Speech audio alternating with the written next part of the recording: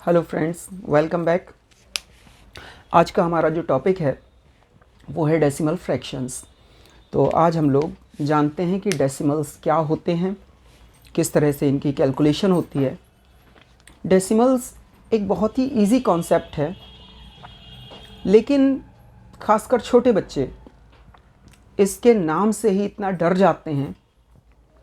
अगर किसी भी कैलकुलेशन के बीच में डेसिमल पॉइंट आ गया तो वो सोचते हैं ओह माय गॉड, कितना कठिन है ये। लेकिन ऐसी कोई बात नहीं है। एक बार एक बच्ची को पढ़ाते हुए मैंने उसे कहा था, बेटा डेसिमल एक ऐसा पेट है जो बहुत ही सीधा है, आपके पेट डॉग से भी सीधा। बेचारा कुछ नहीं करता है, केवल वो एक जगह पे फिक्स रहता है। और सबसे अच्छी बात यह है कि वो केवल आपको इतना बताता है कि आपका यूनिट प्लेस यानी इकाई अंक कहाँ पर है, और हमेशा इकाई अंक के बाद लगाया जाता है। तो आइए हम लोग डेसिमल फ्रैक्शंस की बात करते हैं। एक्चुअली डेसिमल का मतलब होता है किसी भी चीज़ का 1/10 पार्ट। जैसे कोई भी एक चीज़ है, अगर उसके हम 10 इक्वल पार्ट्स कर लें, 1 2 3 4 5 6 7 8 9 एंड 10।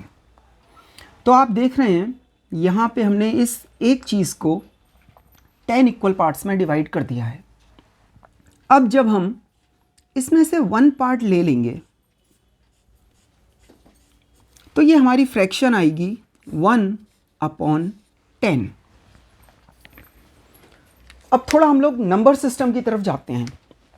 हमारा जो नंबर सिस्टम है वो होता है वंस, टेंस, 100, 1000, 10,000 एंड लाख। ये हमारा इंडियन नंबर सिस्टम है। और इसी में अगर हम लिखना चाहें तो इंटरनेशनल नंबर सिस्टम भी लिख सकते हैं। आपको पता है इंडियन नंबर सिस्टम में पहले 3 डिजिट का एक ब्लॉक होता है, फिर 2 डिजिट्स के ब्लॉक्स होते हैं, 1000, लैक्स, करोड़ एट्सेट्रा।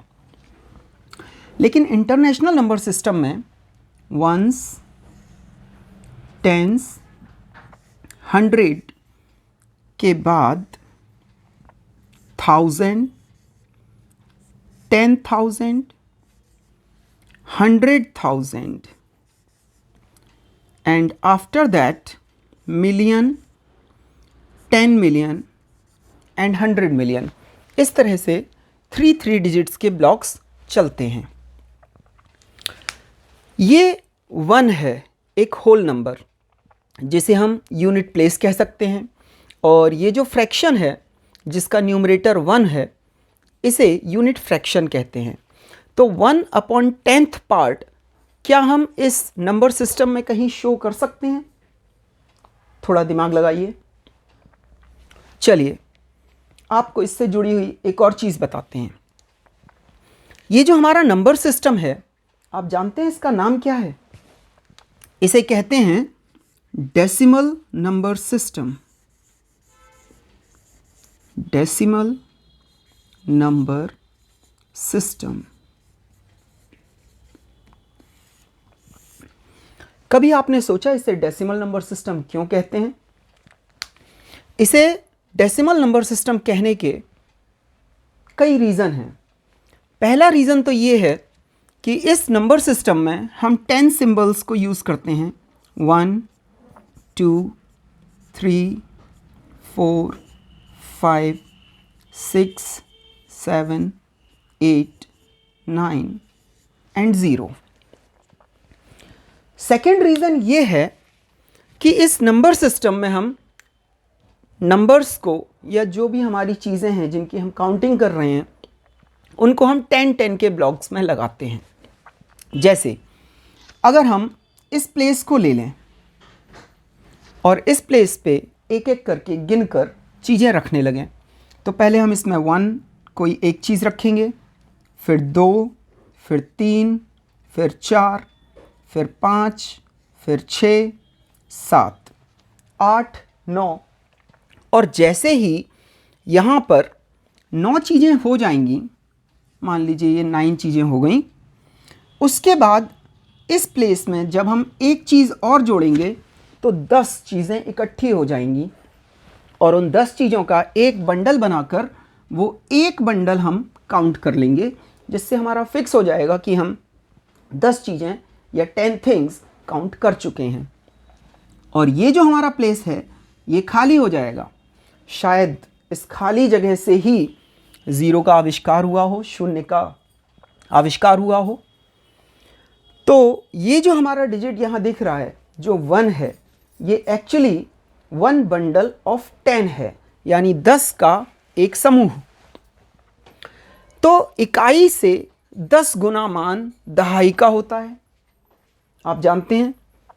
इसी तरह से जब ये गिनती चलते चलते 99 तक पहुंच जाती है तो यहाँ 10 का बंडल बनते ही एक बंडल यहाँ बढ़ जाता है, जिससे यहाँ पर 10 का 10 बंडल हो जाते हैं और सब मिलाकर 100 चीज़ें हो जाती हैं। 10 बंडल इकट्ठे हुए तो उन 10 बंडलों को हमने एक बड़े बंडल की तरह बांध दिया और एक 100 का यानी 100 का बंडल बन गया।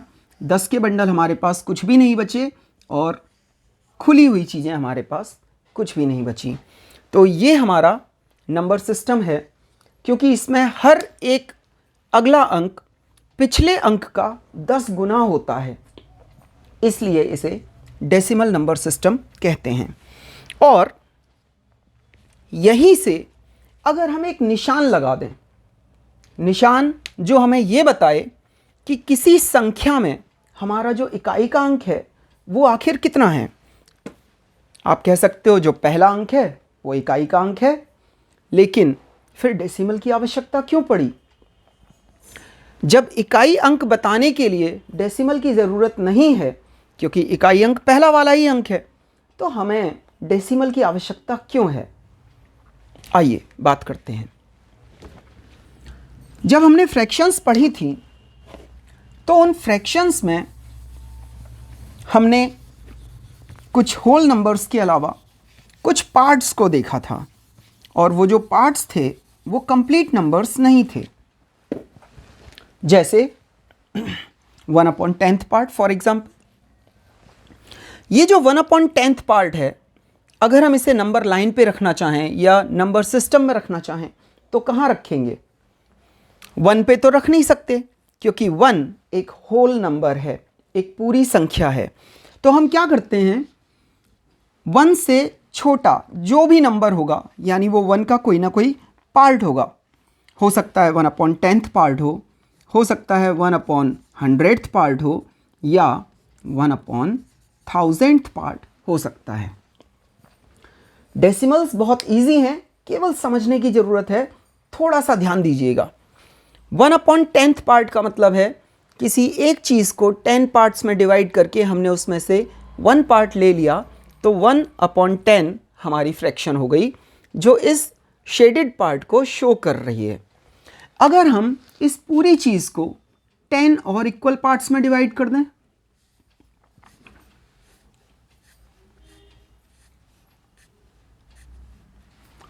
तो जो हमारा एक पार्ट आएगा ये हमारा टोटल 100 पार्ट्स में से एक पार्ट होगा।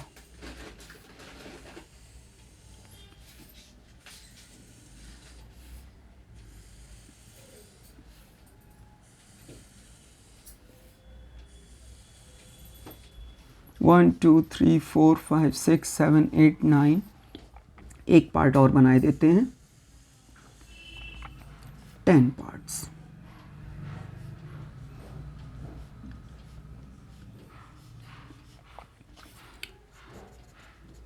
अब ये जो जाल जैसा वेब आपको दिख रहा है, एक्चुअली हम इसमें से केवल 1 पार्ट ले रहे हैं, और आप देख सकते हैं ये सब कितने पार्ट्स हैं, 100 पार्ट्स। और उसमें से जब हमने 1 पार्ट लिया तो आया 1/100। जैसा कि मैंने आपको पहले बताया था, डेसिमल कुछ नहीं करता है, केवल हमें ये बताता है कि आखिर हमारा यूनिट प्लेस कहाँ है। और इसकी ज़रूरत इसीलिए पड़ती है कि जब हम नंबर सिस्टम पे 1/10th पार्ट, जिसे टेंथ्स कहते हैं, TNTHS, टेंथ्स पार्ट, और 1/100th यानी 100th पार्ट,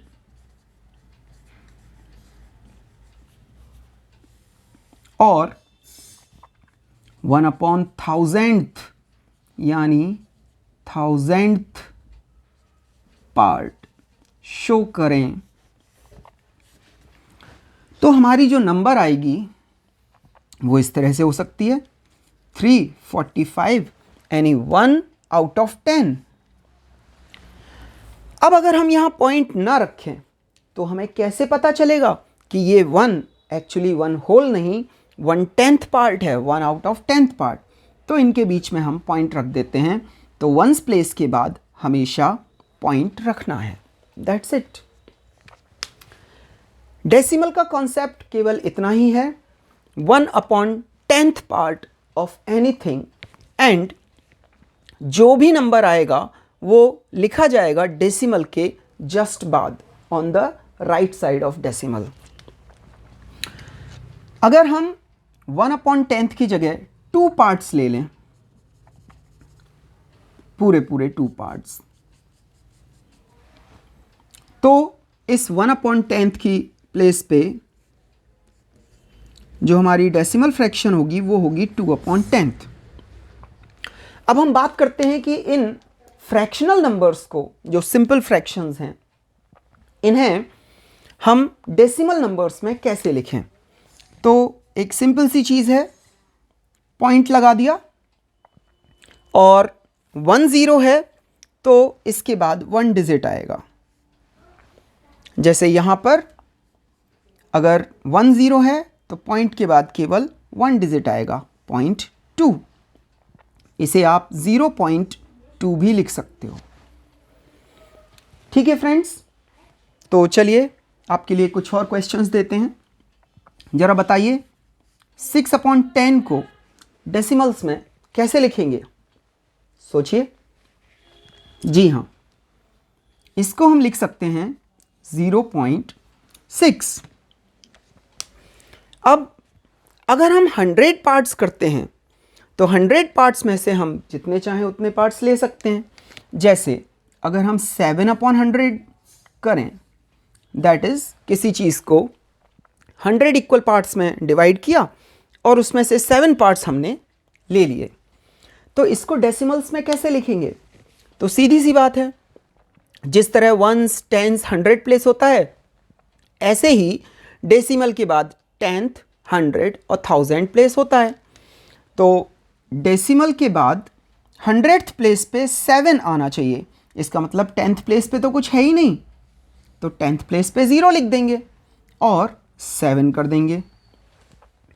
या फिर दूसरा तरीका ये है कि आप 7 लिख लो और यहाँ पे 100 में 2 ज़ीरोज़ हैं, तो 1 और 2 डिजिट के पहले डेसिमल पॉइंट पुट कर दो।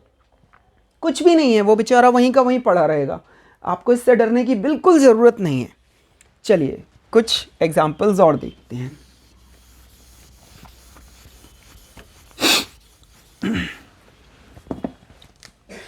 सपोज 27/10 है, तो इसको हम डेसिमल्स में कैसे लिखेंगे? आप देख रहे हैं 10 में कितने ज़ीरोज़ हैं? 1 0 है। तो यहाँ पे इस नंबर को लिखेंगे और राइट साइड से 1 डिजिट काउंट करके डेसिमल रख देंगे। 1 डिजिट काउंट किया जो 7 है और डेसिमल पुट कर दिया। दिस मीन्स 27/10 को जब हम डेसिमल नंबर्स में लिखेंगे तो ये इक्वल होगा 2.7 के। आइए एक और एग्जाम्पल देखते हैं। 45/100, इसको डेसिमल्स में लिखना है। मेरे ख्याल से अब आप भी लिख सकते हो। चलो आप बताओ कितना लिखें। सबसे पहले हम यहाँ 45 लिखते हैं। अब हमें क्या करना है, 100 में कितने ज़ीरोज़ हैं, 2 ज़ीरोज़ हैं, तो हम 2 डिजिट काउंट करेंगे और डेसिमल पॉइंट पुट कर देंगे। 1 2 काउंट हुए, पॉइंट लगा दिया, 0 लगा दिया, दैट्स इट, 0.45 हो गया। एक और एग्जाम्पल अपॉन 1000th पार्ट का लेते हैं। Suppose the number is 63 upon 1000। तो आइए देखते हैं इसको हम डेसिमल नंबर्स में कैसे लिखेंगे। पहले हमने यहाँ पे अपना नंबर लिख लिया जैसा भी है। अब हमें यहाँ 3 ज़ीरोज़ मिल रहे हैं, तो हम 3 ज़ीरोज़ काउंट करेंगे, 1 2 3 एंड पॉइंट, दैट्स इट, हो गया। तो दोस्तों ये है हमारा डेसिमल नंबर सिस्टम। किसी भी नंबर को, किसी भी ऐसी फ्रैक्शन को जिसके डिनोमिनेटर में केवल 10, 100 या 1000 आता है, ऐसी हर एक फ्रैक्शन को हम डेसिमल फ्रैक्शन कहते हैं। मेरे ख्याल से अब ये आपको क्लियर हो गया होगा कि डेसिमल फ्रैक्शंस क्या होती हैं। अगर कोई आपसे पूछे बताओ डेसिमल फ्रैक्शंस क्या होती हैं, तो आपको सिंपल सी इतनी बात कहनी है कि ऐसी फ्रैक्शंस जिनके डिनोमिनेटर में यानी हर में 10, 100 या 1000 आता है, उन्हें डेसिमल फ्रैक्शंस कहते हैं। अभी हमने सीखा कि अगर अपॉन में 10, 100, 1000 हो तो उन्हें डेसिमल्स में कैसे कन्वर्ट करना है। तो इस चीज़ का उल्टा भी तो हो सकता है, यानी अगर हमें इस तरह से कोई फ्रैक्शन दी हुई हो तो क्या हम उसे डेसिमल फ्रैक्शन के बजाय सिंपल फ्रैक्शंस में कन्वर्ट कर सकते हैं। आइए जानते हैं।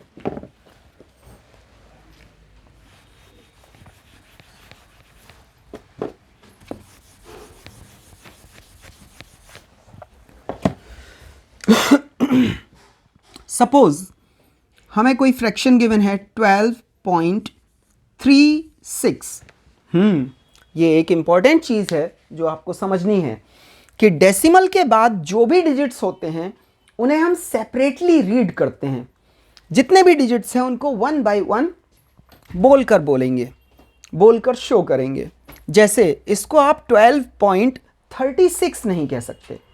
अगर इसको पढ़ना है तो हमें कहना पड़ेगा द नंबर इज 12.36, या फिर कोई और नंबर ले लेते हैं 75 पॉइंट दिस। इसको क्या पढ़ेंगे 75.037। डेसिमल्स को कैसे रीड करते हैं ये आपने सीख लिया। अब चलिए आगे बढ़ते हैं, इसको कन्वर्ट करते हैं सिंपल फ्रैक्शंस में। 12.36 इक्वल, यहां से हमें डेसिमल हटाना है। जब हम डेसिमल हटाएंगे, किसी भी नंबर को 1 से डिवाइड करें तो आंसर सेम आता है। तो इसके अपॉन में हम 1 लिख सकते हैं, क्योंकि अगर आप 7 को 1 से डिवाइड करोगे तो अभी 7 होगा, यानी 7 को 7/1 भी लिख सकते हैं। 12.36 को 12.36/1 भी लिख सकते हैं। अब चलिए नेक्स्ट स्टेप में हम इस डेसिमल पॉइंट को ओमिट कर देते हैं, हटा देते हैं। तो जो हमारा ये 1 लिखा है इसके आगे ज़ीरोज़ लग जाएंगे। क्या आप बता सकते हो कितने ज़ीरोज़ लगेंगे?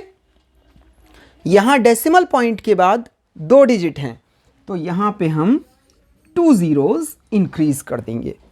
तो जो हमारा डेसिमल नंबर था 12.36, अब वो सिंपल फ्रैक्शन बन गया है और इसकी वैल्यू है 1236 upon 100, that is 1236 out of 100।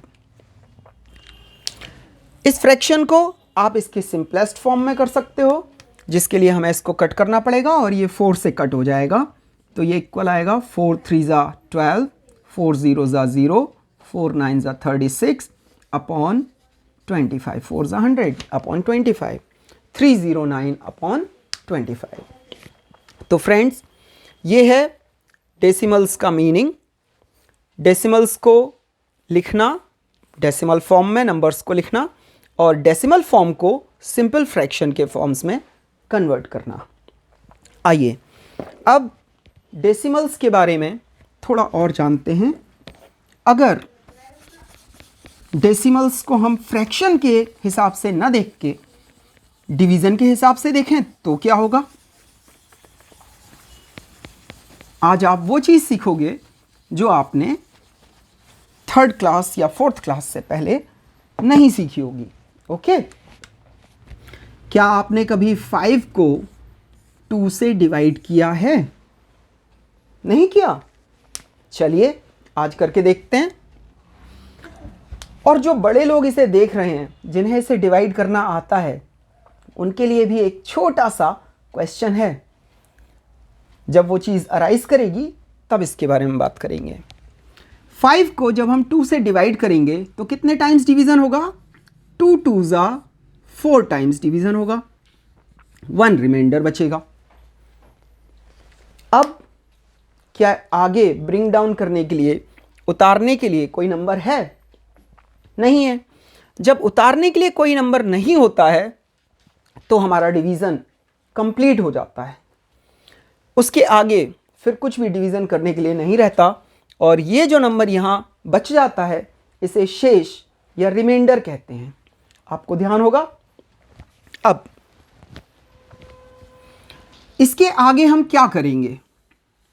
इसके आगे हमें डेसिमल का यूज़ करना पड़ेगा, जिसके लिए हम इस कोशेंट को ऊपर लिखे देते हैं और इस तरफ जगह बढ़ा लेते हैं।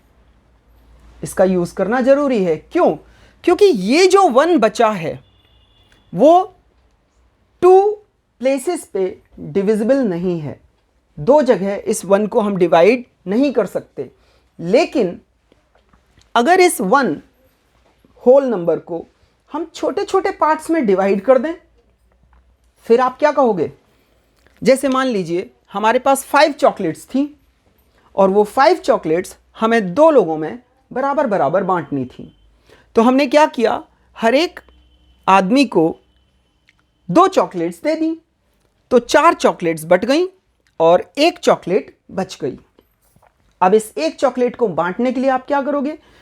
सिंपल सी चीज़ है, 2 पार्ट्स में डिवाइड करोगे, 2 इक्वल पार्ट्स में डिवाइड करके एक एक पार्ट दोनों को दे दोगे।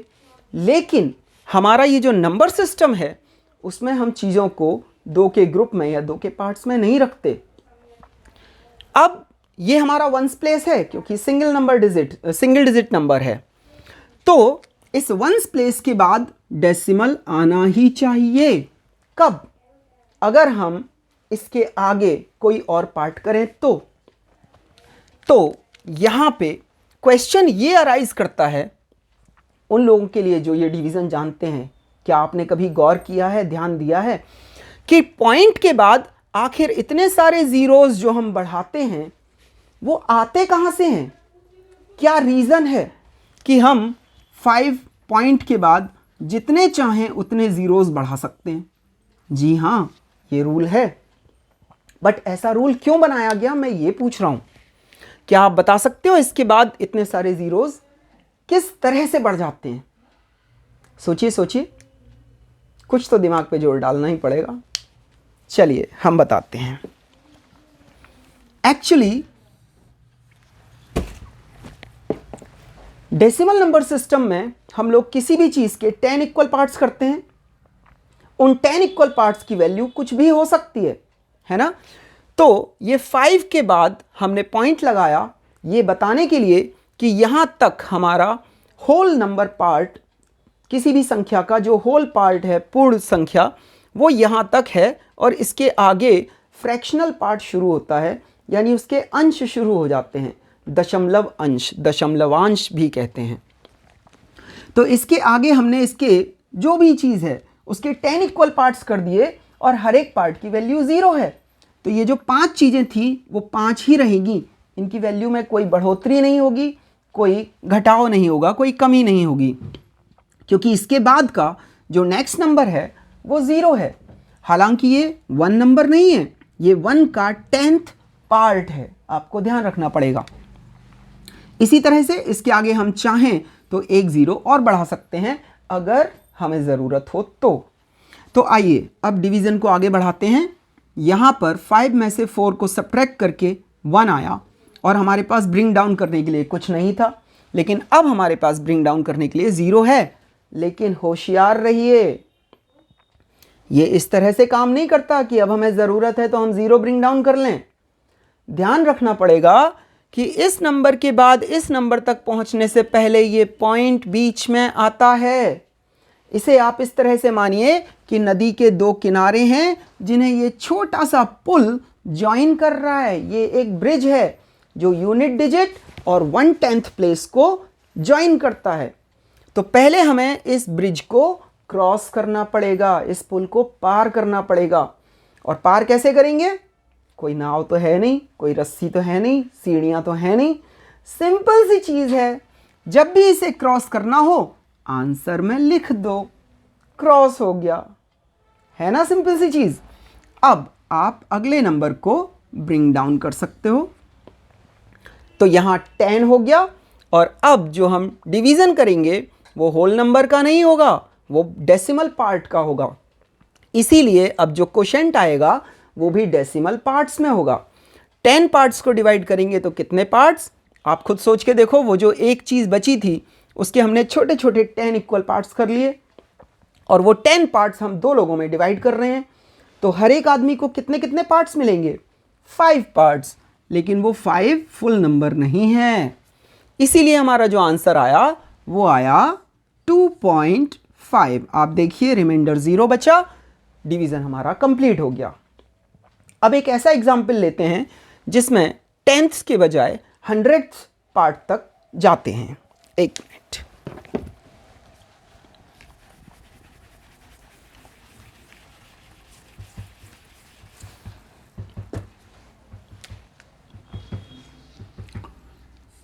ये 7 है।